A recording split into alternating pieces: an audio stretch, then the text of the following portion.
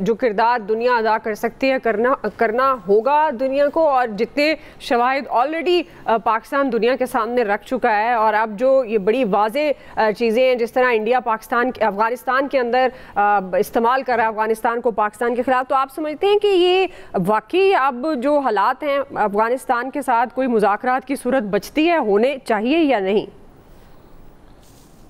देखिए जी, पाकिस्तान ने बड़े सब्र तहम्मुल का मुजाहरा किया। उनको पहले बताया, जो उनके शवाहिद थे सारे आलमी सतह पर भी दिए और इसके डोजियर दिए, इसके बारे में सारे। ये लास्ट टाइम पाकिस्तान ने जब वो अपनी हद से क्रॉस करके, पाकिस्तान ने उस वक्त सबूत के साथ सारे वाज़ेह तौर पर हमला करके फितना खारिज को जो है मंजिल तक पहुंचाया, उनको जहन्नम रसीद किया। और उसके बाद जो सारा जो सूरत हाल है कि आलमी सतह पर जो ममालिक, दोस्त ममालिक तुर्किया और जो कतर आए, उसके बाद सऊदी अरब आए, KG सालसी कर रहे हैं और इसको आपस में देखें। पाकिस्तान मुज़ाकरात में बढ़ चढ़ के उनके साथ गए और जाके जितने भी राउंड हुए, तीसरे राउंड में भी जाके उनसे हर तरीके एक ही चीज़ का मुतालबा किया कि अपने खिते को, अपनी मुल्क को इस्तेमाल ना होने दिया जाए। ये इससे बढ़ की बात क्या है? उनको बताया, उनको सारे सबूत वगैरह सारी चीज़ें दिए, लेकिन वो ऐसे क्या कह सकते हैं, ढीठ किस्म के हैं। उनको डॉलर चाहिए और इंडिया से चाहिए, उनका कोई और बिजनेस है नहीं है, कोई इम्पोर्ट एक्सपोर्ट है नहीं है, सिर्फ या तो मंशियात का है या फिर वो इधर से इंडिया से वो डॉलर लेते हैं और पाकिस्तान के साथ वो बिल्कुल अपनी सरजमीन को इस्तेमाल करते हैं, बल्कि उनको अफरादी कुव्वत भी देते हैं कि पाकिस्तान पर जाके हमला करें। उनको पता है कि अपना जो प्रॉक्सी वार है, उनको सीधा जब लड़ने आए हैं तो उनको मुंह को खानी पड़ी है।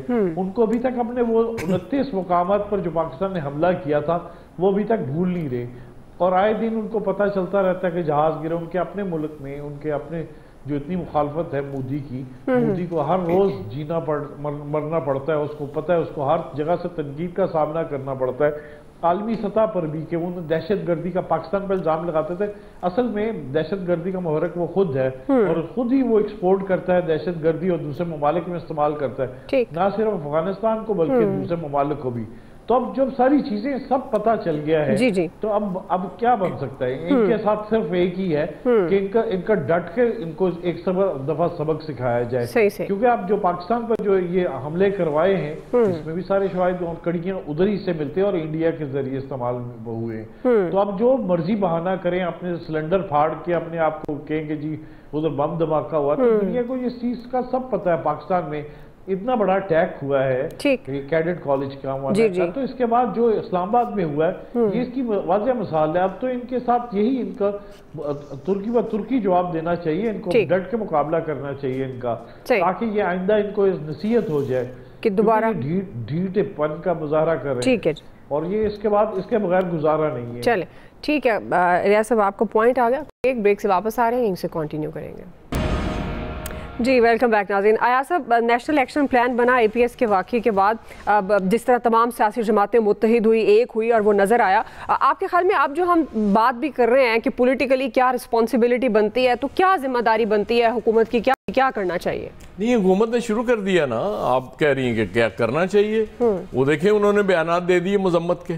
उसके बाद सबसे बड़ा काम आज ये करने जा रहे हैं कि ऐवान सदर में इशाइया दे रहे हैं पीपल्स पार्टी और इत्तेहादी जमातों के एजाज में, जिन्होंने 27वीं तरमीम में सहूलतकारी की है। बकौल खालिद की सब सहूलतकारी कहते हैं इन लोगों को, तो वो उनको इशाइया दे रहे हैं। इससे बड़ा काम और हुकूमत क्या कर सकती है? नाजुक कंधों पे मजीद बोझ ना डालें हुकूमत। जी आमिर साहब क्या करना चाहिए हुकूमत को? देखें, हुकूमत अपना काम कर रही है, सिक्योरिटी फोर्सेस अपना काम कर रहे हैं, और मिल के जवाब तो दिया जाएगा, और हम भी यही मुतालबा कर रहे हैं। ये नहीं हो सकता कि आप सारे काम बंद कर दें कि चूंकि इस्लामाबाद पे हमला हो गया तो अब हम वहां चढ़ दौड़े। हर बंदे ने अपना अपना काम करना है, इसलिए सिक्योरिटी फोर्सेस से मुतालबा हो रहा है, हुकूमत से मुतालबा हो रहा है कि हमें आप बातें ना सुनाएं, अपना काम करके दिखाएं। और मुझे यकीन है आज रात या कल सुबह में हमें जवाब मिलता हुआ नजर आएगा। हम यही बात कर रहे हैं, ये सब काम होने हैं, हमें अपने मुल्क को भी चालू रखना है। यहाँ पे ये नहीं हो सकता कि जी हम बैठ के ये तकरीरें सुनते रहें कि जनाब जज खत लिख रहे हैं, एक खत लिख रहा है, दूसरा खत लिख रहा है, और वो खत कौन लिख रहे हैं? जो आर्मी चीफ को एक्सटेंशन के लिए 6 महीने की राह देते हैं। दूसरा खत वो लिख रहा है जो कहता था इमरान खान की फॉलोइंग बड़ी है। तो भाई आप दर्द क्यों हो रहा है? उस वक्त क्यों सहूलतकारियां कर रहे थे बैठ के? तो अब ये सारे काम इकट्ठे होने हैं। दहशतगर्दी के खिलाफ जंग भी इंशाल्लाह हम जीतेंगे और हमारी फौज लड़ेगी और जाके जवाब भी देगी। इलियास साहब, क्या करना चाहिए हुकूमत को क्विकली?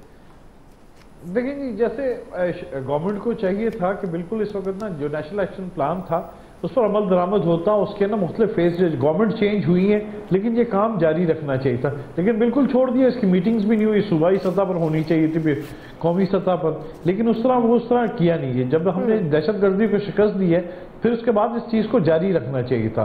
तो बड़ी हमने कुर्बानियां दी हैं और सियासतदानों को समझना चाहिए और मिलकर फिर दोबारा इस तरह ही करना चाहिए नेशनल एक्शन प्लान की तहत, और इसको अपने मामूल का हिस्सा बनाना चाहिए, क्योंकि सरहदों पर दुश्मन खड़े हैं, हर वक्त खड़े हैं।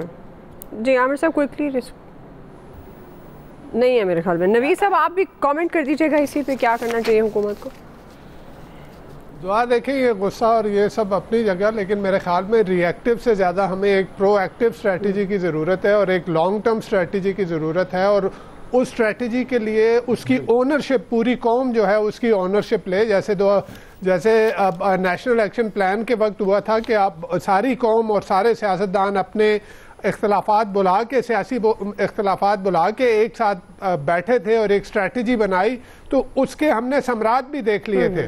तो यहाँ भी मैं ये कहूँगा कि एक स्ट्रेटजी बने, उसकी ओनरशिप हो, पूरी कौम उसकी ओनरशिप ले, सियासी जो सियासत है उसको साइड पे रखे और एक प्रोएक्टिव स्ट्रेटजी हो। ऐसा ना हो कि जी कोई अटैक हुआ तो उसके बाद हम कुछ जो है वो करने जा रहे हैं। लॉन्ग टर्म प्रोएक्टिव स्ट्रेटजी और उसकी नेशनल लेवल पे ओनरशिप होनी चाहिए। चलिए ठीक है जी, पॉइंट आ गया, वक्त हमारे पास खत्म हो गया। आप सबका जी आज के एक्सपर्ट से इतना ही, फीडबैक दीजिएगा, ख्याल रखिए, अल्लाह हाफिज़।